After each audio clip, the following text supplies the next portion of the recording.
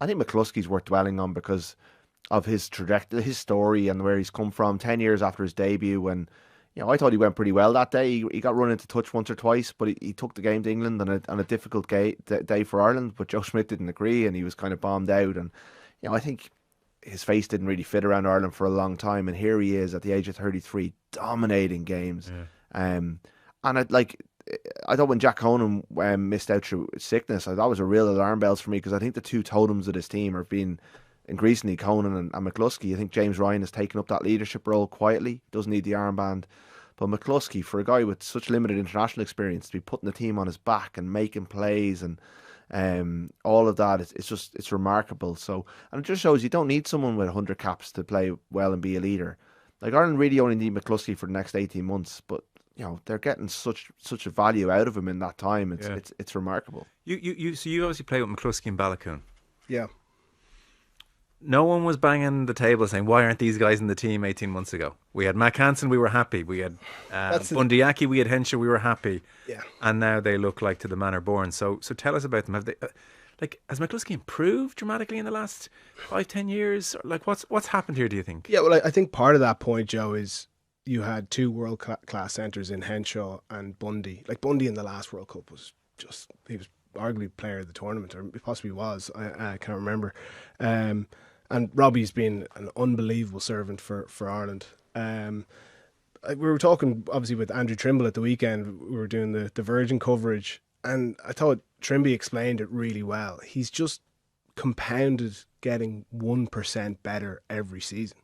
And I totally agree. Like, Stu has been so consistent for Ulster and has consistently been in Irish squads, but as a centre, you're either starting or you're not on the bench. And that's really tough. And the likes of Robbie and Bundy, they're durable, they were staying fit, and he just wasn't getting enough opportunities. The other point I'd make on McCluskey is the game can trend your way or it can trend away from you. And offloading is on trend. Joe Schmidt wasn't like, I love this loose offloading game you're bringing to the party here, Stu. No, it wasn't part of Joe's game plan. No. So you're then looking at it going, well, Joe's probably gone, I'd rather maybe a centre with better footwork or a better passer. But McCluskey's improved his footwork, he's improved his passing. Right. And he is now one of the best offloaders in the game. So I'm delighted for him.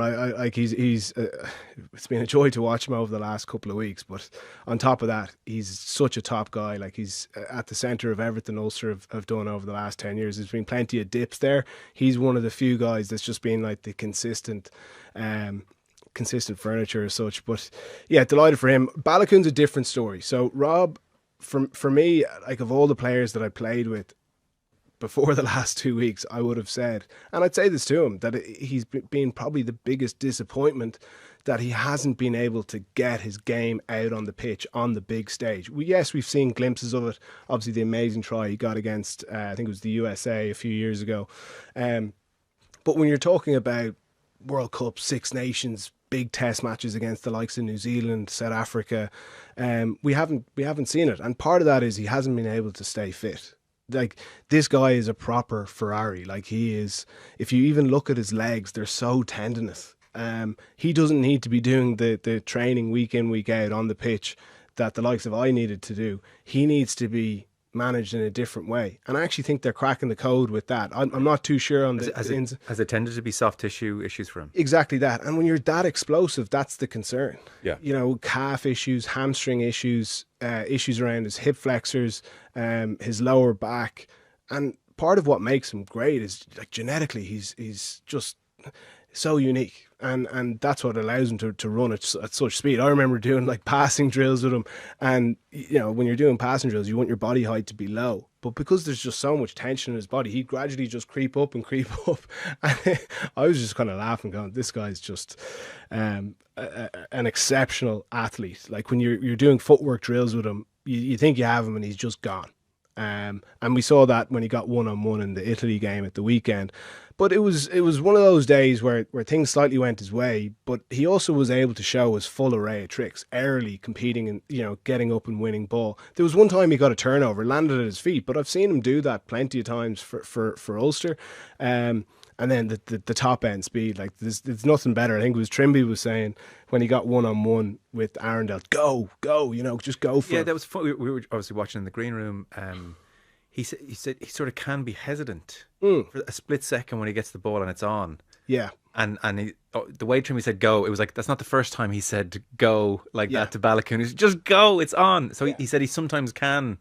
A beat almost. And there was a run when I think it was my second season with Ulster, and we went really well. Like the likes of James Hume, Mikey Lowry, Baloucoune, Stu Moore, they were all playing really good rugby. Like I think we beat Claremont away, and he was a different beast because he had a run of games, and there just hasn't been many times over the last 4 or 5 seasons that he's had that run of 5, 10, 15 top level games. And what does that give you? Your instincts are really sharp, and that's where we saw like, would he have gone for that against Italy last week? Probably not, but his instincts are a little bit sharper. He's a bit more confident, and it was just great to see. I'm delighted for him. Another guy, he's a cracking fella as well. Yeah. Well, hopefully they are starting to crack the code with him physically.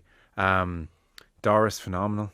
Yeah, but I think like a lot of this comes back to the Ulster stuff in particular. Like the stuff that we talked about last week doesn't go out the window just because Ireland had a great win in Twickenham, and it's all still needs to be fixed in terms of getting better.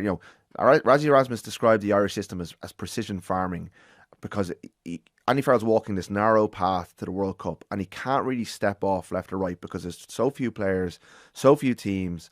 And he's got it back on track now. And like Doris is a classic example of a player who has had to play himself into form after a really serious injury last year, going between 2 systems between Leinster and Ireland, which require him to do very different things. Ulster are really well aligned with Ireland now, and as a result their players are coming into the camp confident, but also confident that they can play the game. I mean, the fact that Johnny Sexton's brother is coaching them and would be very similarly I think they have a very similar view of the game. Johnny always said that Mark was a better player than him. Unfortunately, he had a massive knee injury, but he won an AIL with Mary's.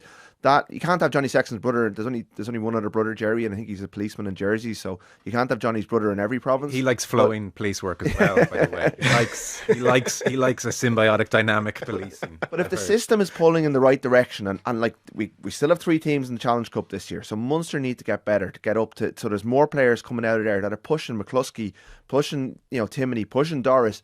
And I think the other thing, like Doris has been a absolute Rolls Royce since he first burst onto the scene. But say someone like Gavin Coombs, people who feel like their face doesn't fit, like they should be ringing Stuart McCluskey during the down week now. And what did you do? Because I know that McCluskey turned up for every squad. Nick Timoney, I saw Nick Timoney in the gym in South Africa because I was staying at the team hotel every day because he knew he wasn't going to be playing. But Timoney, Stockdale, it hasn't gone for him, but Stockdale, McCluskey have been in nearly every Ireland camp for the last 4 or 5 years.